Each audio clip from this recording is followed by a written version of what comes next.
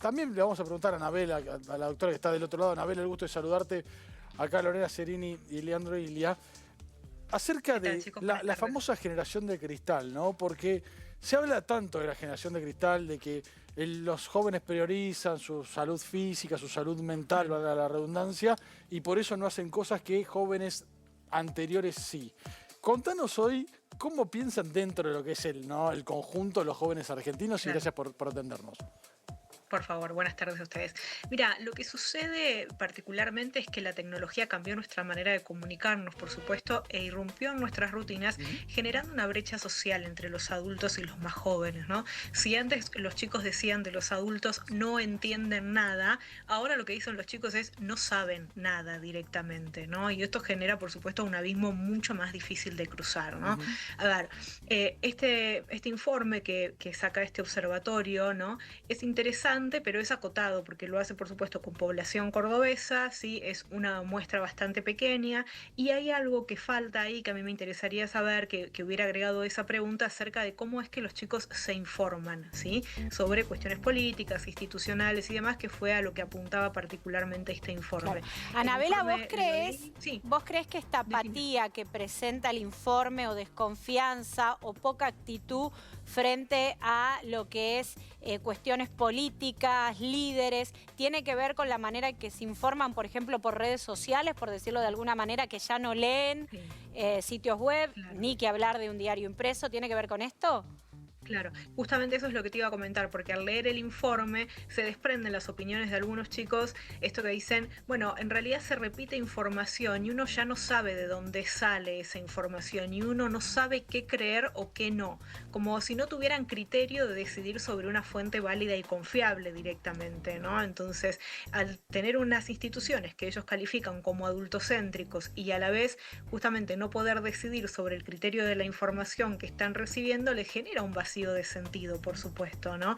Ahora bien, la experiencia con los chicos, yo soy profesora universitaria, trabajo con ellos a diario, ¿no? Y la experiencia con ellos es que, por supuesto, al principio hay una distancia entre los adultos y ellos respecto de los temas de conversación y demás, pero cuando uno ofrece un espacio para que circule la palabra y se interesa particularmente en los puntos de vista de ellos, ellos bajan las pantallas para comunicarse con nosotros de una manera muy profunda realmente.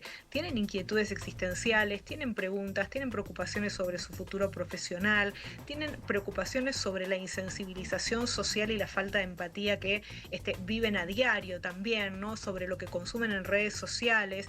El punto es esa brecha que se genera acerca de cómo nosotros incorporamos información, de las narrativas que consumimos, de cómo gestionamos las emociones que esa narrativa nos propone, ¿no? Porque el discurso de las redes sociales es muy recortado, son videos de 1 minuto o menos incluso, y eso presupone una activación emocional en estado de alerta y de irritabilidad constante, que no es la misma narrativa que por ahí consumimos los adultos, que tiene una conclusión, que tiene un desarrollo y que nos permite gestionar las emociones que eso nos causa de manera distinta.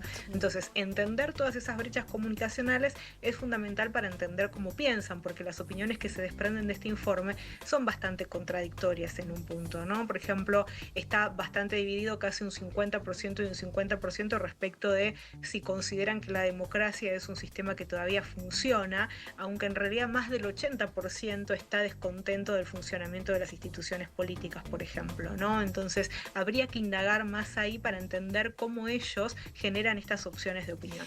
Ahí hago un paréntesis y que me parece interesante, porque muchos de los jóvenes, no sé si abarca la edad del informe, pero han elegido a este gobierno, porque el presidente Javier Milei ha tenido un Buen uso de espacio... redes, entre otras cosas. ¿Qué? Buen Buen uso de redes, incluso ha tenido muchísima captación del votante joven. Entonces digo, ahí hay un poco de contradicción, porque incluso hay muchos jóvenes que lo han votado y vos les preguntás o escarbás un poquito y tampoco saben bien qué votaron. Sí, exacto, justamente porque esta tradición de la información, como bien decías vos, ¿no? ¿Cuál es la fuente desde donde buscan la información?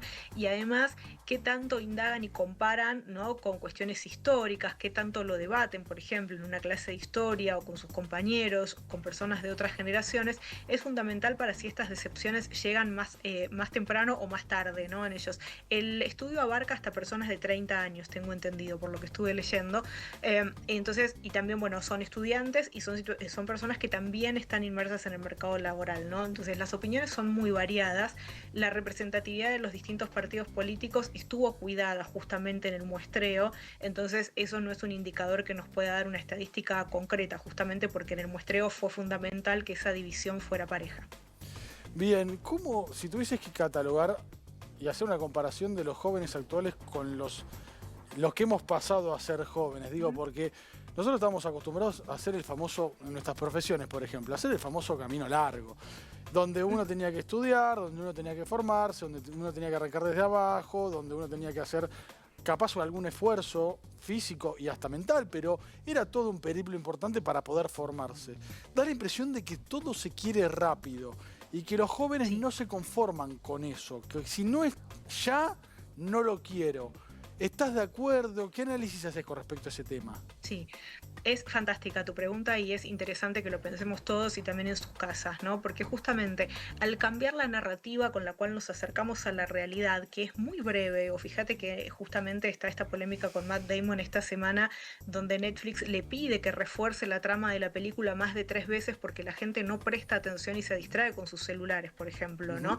Cambiando también la narrativa cinematográfica incluso, ¿no? Entonces, las lecturas son breves, se atomizó el sistema educativo, si bien por un lado te mantiene cada vez más años porque necesitas la carrera, la especialización, el posgrado y demás, ¿no? Por otro lado se atomizó, entonces apareció un comercio de educación vendiendo cursos, diplomaturas, tecnicaturas y demás que prometen caminos mucho más breves y que por ahí los chicos no entienden cuáles son las incumbencias profesionales del alcance de esos títulos, ¿no? Entonces por ahí te encontrás con chicos que te dicen voy a la facultad, pero en realidad están en una escuela técnica, ¿sí? En un terciario técnico y eso no es la facultad. Claro, y no entiende cuál es la diferencia del alcance entre un título técnico o un título de grado, o si una diplomatura en realidad no es un posgrado, porque no se necesita en realidad la carrera de grado antes. Entonces hay mucha confusión porque está muy atomizado justamente este mercado de la educación, ¿no? Por ahí hay personas que hacen una especialización, ¿no? Porque ese es el nombre,